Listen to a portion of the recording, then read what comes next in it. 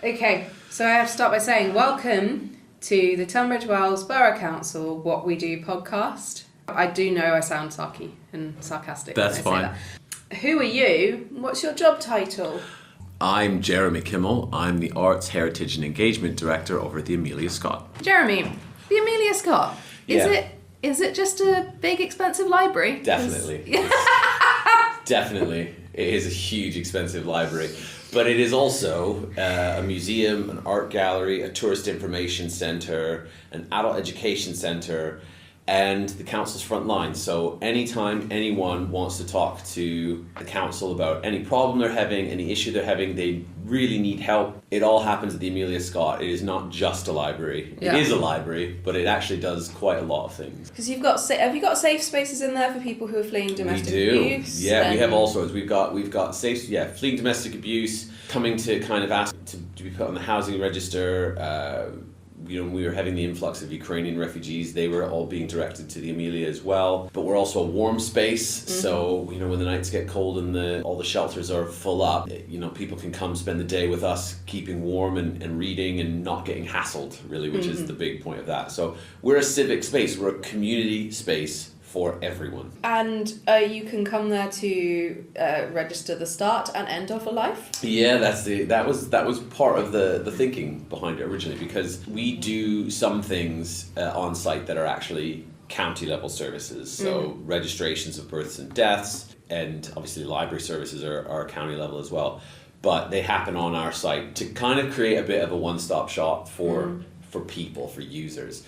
So the idea always was your birth could be registered there, and at every stage of your life there was something for you to do, to engage with, whether it was the sort of baby bounce and rhyme through to the schools program, to kind of being a space to study classes as an adult or as an older person, and then eventually your death is registered there as well. So it's one of the few things that can actually genuinely be called a birth to death service. Let's talk about the building itself, because it's You said striking. fun questions. Oh, well, no, I'm not going to ask why lovely. that corridor smells of milk, but I have a good answer for that. So there's a huge amount of natural light in the building from the big old window. You've got the wonderful chandelier. What's your personal favourite bit of it? Yeah. Well, for me, having been on the project from start to finish, 7 years of my life putting that together, I see the bits that are the behind the scenes parts, or the bits that I go,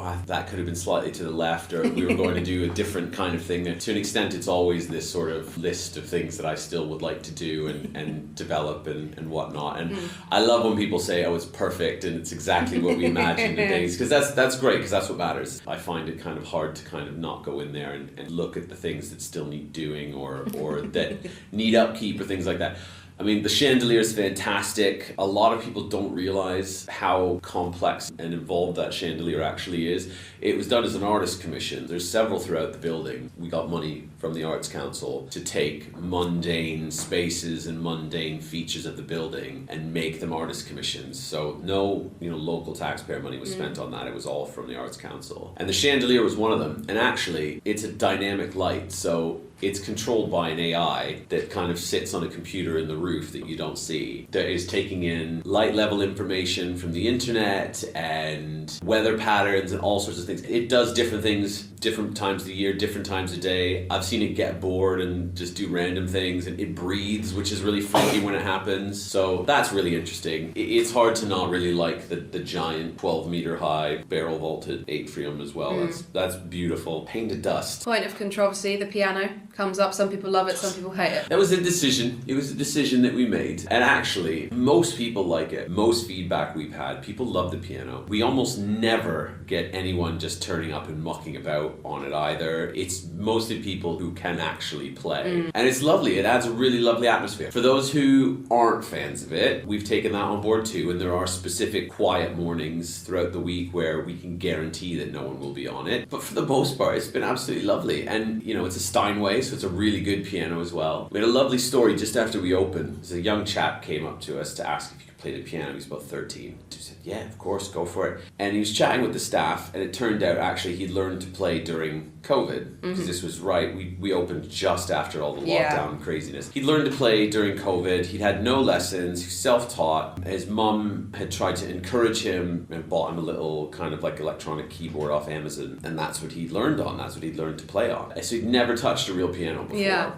and that was the first piano he ever played on. And he sat down, and he was fantastic. He was so good. We thought, actually, wow, this is great. We've got a piano recital coming up in a couple of months. Let's get this kid playing there. And he did. So that was the site of his first time he touched a real piano and his first public performance. Wow. And just to sort of see even how he'd improved between when we first heard him in his performance was fantastic. And you just think, that kid could go off and become an absolute musical dynamo. And we were there to support him right at the beginning. And that's what this is about. We're not the Serpentine, we're not the V&A, we're not ever going to be that. That's not what we're for. We're here to give people their first experience, to give them that leg up, to kind of provide that base level of coverage of arts and heritage and culture, so that it's accessible to everyone, no matter who you are, no matter where you're from. Oh, that's a great story. I like that one. Yeah, that's got all the bits.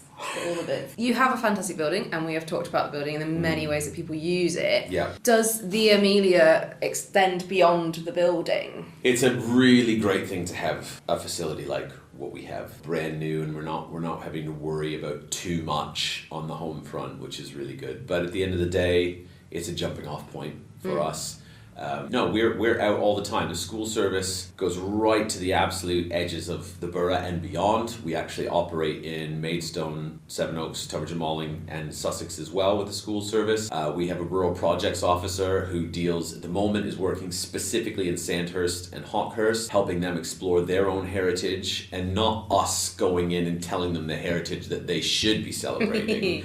Them telling us what they want celebrated, which is really different, I think. And our wellbeing service is out in the community, in care homes, on dementia wards, both at Pembury Hospital and Maidstone Hospital. We're all over, really, with what we do. The officers are out there seeing what is the best practice in the art and heritage world and bringing it back to Tunbridge Wells. So it's an ebb and flow process of kind of taking what we do out and taking what's out there and bringing it in. Yeah. And it becomes a lovely circle. So our offices are here, our collection is here, but it's a jumping off point. This is literally just where we leave our computers when we go off and do other work. So what do you think has been, for you personally, like the biggest challenge of your experience in the Amelia since it's opened? And before, because it's a big, long project.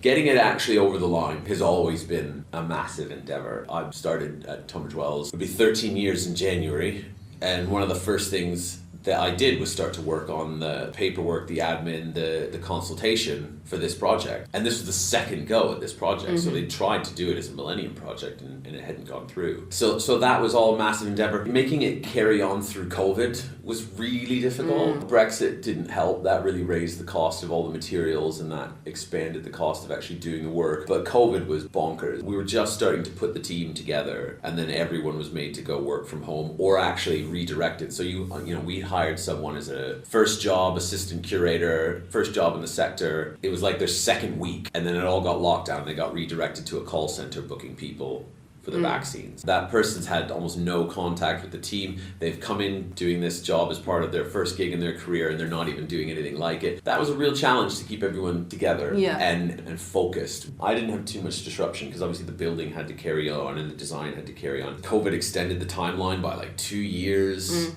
It was supposed to open in 2020. It really was a challenge to get it over the line. To get it open by that specific date as well, because we sort of said, right, we need to pick this date. It's got to open sometime. We need to put a line in the sand. If we're going to have an exhibition in that space for when we open, we have to pick a date. And then we just got beset by every possible conceivable thing that could happen. Delays and things, and something broke, and a pigeon kept getting into the atrium, and they kept having to shoot a pigeon out. And we lost a colleague and dear friend really near the opening as well, and that was very difficult for everyone to kind of get past. and still try to get the place open. It was all an absolute slog. But what's here now, and seeing the way the community uses it, and the diverse array of people who use it for the diverse array of reasons, it's a lovely thing to see. You feel justified in the work that you were doing. And I often describe working in culture as pushing a boulder up a hill.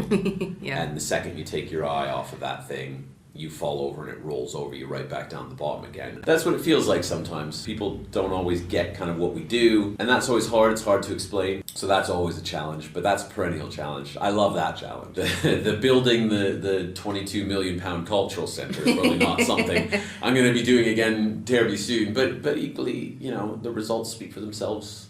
I love it. I'm fiercely proud of it. I could talk about it all day. I could tell.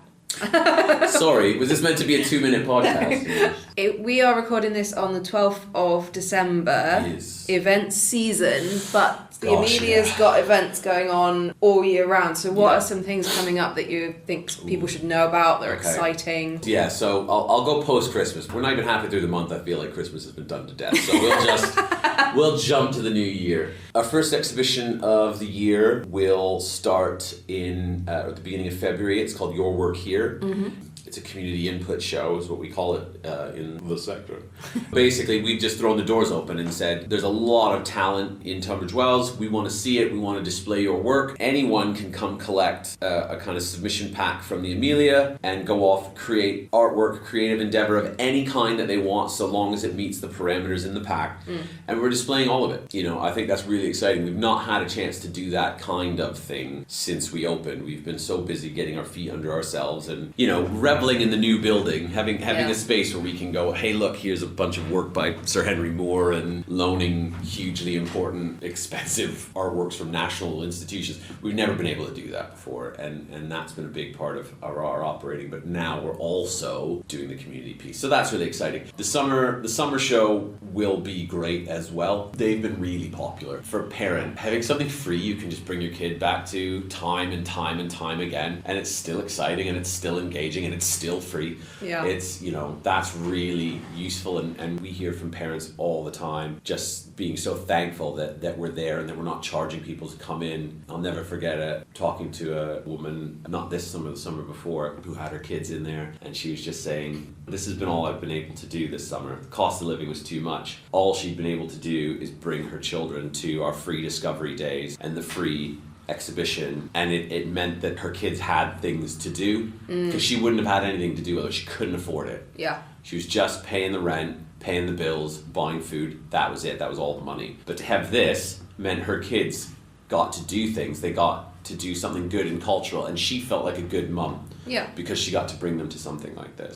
If the children are off school, we have arts and crafts on to do. We are always there for you, parents. No matter what, we've got you covered. And we'll be doing some bits for World Book Day this year as well. Again, summer reading challenge every single year. Always forms the backbone of our summer program. So I think there's going to be some really fun things coming up. We're going to flex our muscles a bit more in the new year. But the best way to keep up to date with it is follow us on social media, subscribe to the newsletter, read local, all that kind of stuff. And the literary festival. Yeah, Litfest is happening again in the new year. We'll be a site, we're a venue for it. There's a few more venues around town. Got a couple new venues, which is exciting. And that's just been growing year on year. Yeah. It's been really fab. And the caliber of author that it's attracting, you know, we're getting people ringing us up a month after it's happened going, yeah, next year could be X, Y, Z. But it's evolving as well. We've been really privileged, I think, with the support of TWBC to try things and to kind of see if something works. You know, if it doesn't, there's no one getting canned, there's no one getting kind of chastised. It's, okay, why didn't that work? Yeah. Let's analyze that and then learn from it and move forward. That's been really great. It's allowed us to try things like different venues, and some of them have worked and some of them haven't been as effective as we wanted them to be, so we're kind of evolving in that way, and I think the Litfest is very that. It's going to be great, it's going to be exciting. We'll be announcing the speakers early in the new year, and it'll be integrated quite a bit into the Amelia's general programming as well, so there's a lot going on. And it's not even just a one weekend thing anymore. We're sort of breadcrumbing the Litfest throughout the because there's the Litfest social media you can follow, and they do things definitely. On like and we're doing a lot of, you know, because of the caliber of work that is done by the officers at the Amelia. You know, we were invited to start live streaming British Library events. So they're live streamed at the Amelia quite often as well. And there'll be a series of author talks throughout the year as well, all just kind of celebrating our library selves. Thank you very much for your time and for confirming that it both is and isn't a big expensive library. It both is and isn't. Yeah, exactly. It's all, it's all about your perception. The thing with the Amelia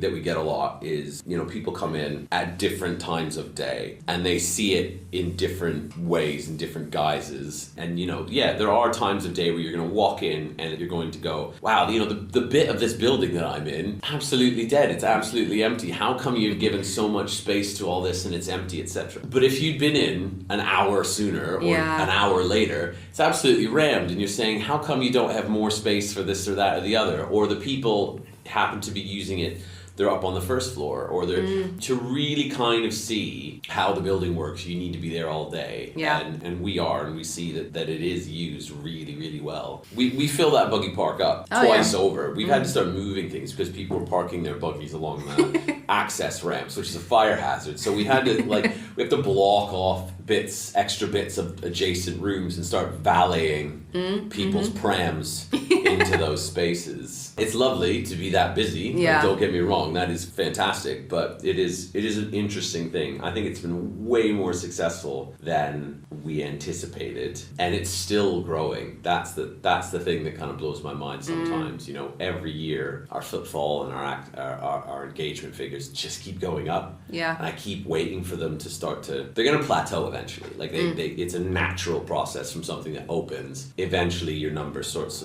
stabilizes. But every year, it's like, oh, there's another 10,000 more, another 10,000 more, and you're kind of going, God, where is the ceiling on this? And because we need to understand that, so we can get a sense of, again, this is really boring, but so we can get a sense of things like, you know, maintenance and painting and what times of year are busier than others and that kind of thing. And it's still forming, it's still understanding itself. When you compare this to similar things elsewhere, those things have been around 100 years. This has been around 3. It's a very new institution, but it is an institution and it will find its feet. But it's still really new.